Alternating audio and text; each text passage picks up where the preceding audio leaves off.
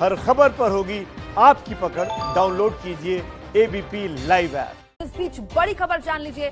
कृषि कानून पर सरकार और किसानों के बीच एक बार फिर टकराव बढ़ता दिख रहा है।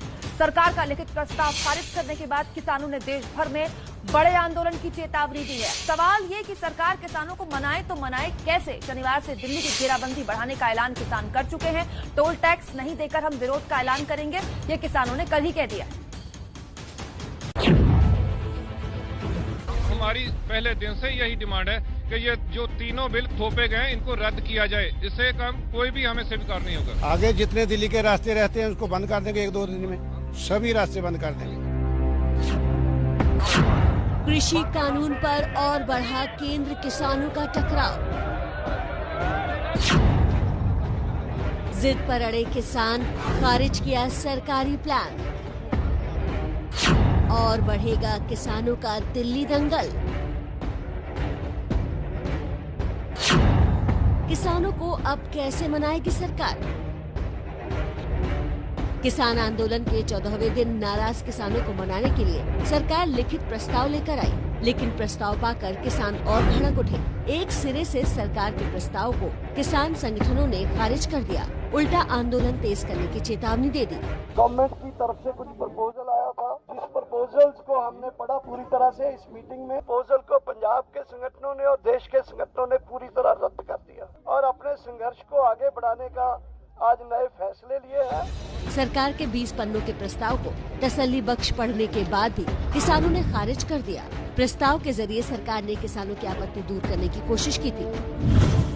किसानों की सबसे बड़ी आशंका न्यूनतम समर्थन मूल्य यानी एमएसपी को खत्म होने को लेकर है। इसे लेकर सरकार ने प्रस्ताव में कहा कि वो एमएसपी पर लिखित आश्वासन देने को तैयार है। किसानों के दूसरा डर एपीएमसी मंडियों के कमजोर होने पर भी सरकार ने जवाब दिया। कहा गया कि वो कानून में संशोधन कर राज्य सरकारों को निजी मंडियों के रजिस्ट्रेशन का अधिकार देने को तैयार है। किसानों का कहना है कि नए कानून में निजी व्यापारी धोखाधड़ी कर सकते हैं। सरकार ने प्रस्ताव में लिखा कि निजी व्यापारियों के रजिस्ट्रेशन की व्यवस्था होगी।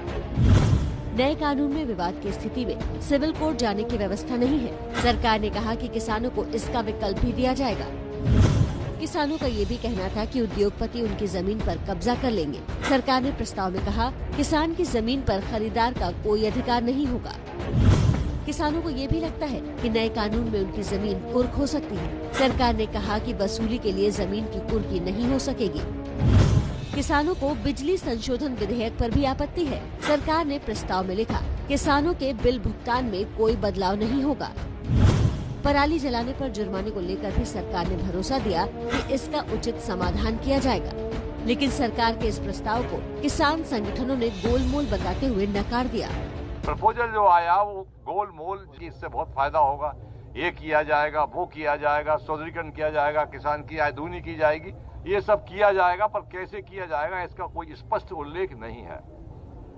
चूंकि हम लोग कह चुके हैं कि हमको ये अध्यादेश निरस्त कराना है और जब तक 3 अध्यादेश निरस्त नहीं होंगे हमारी जंग जारी रहेगी।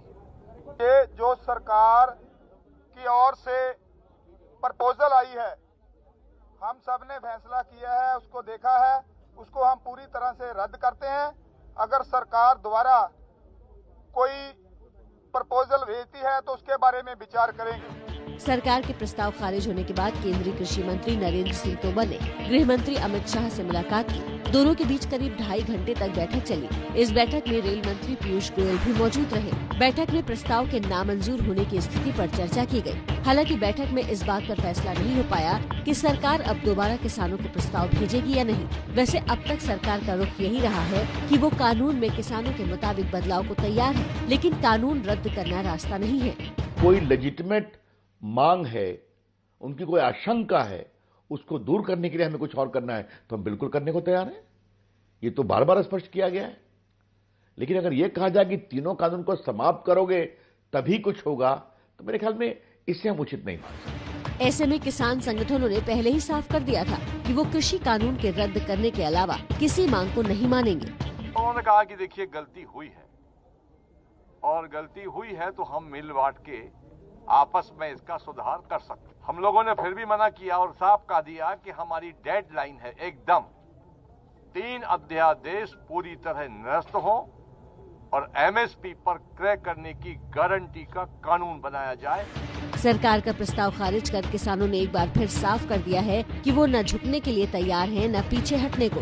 अब किसानों ने अनिश्चित काल के लिए धरने की चेतावनी दी है। इससे पहले 12 दिसंबर तक जयपुर दिल्ली और दिल्ली आगरा हाईवे को जाम करने की चेतावनी दी गई है। 14 तारीख को पूरे देश में धरने का भी ऐलान किया गया है।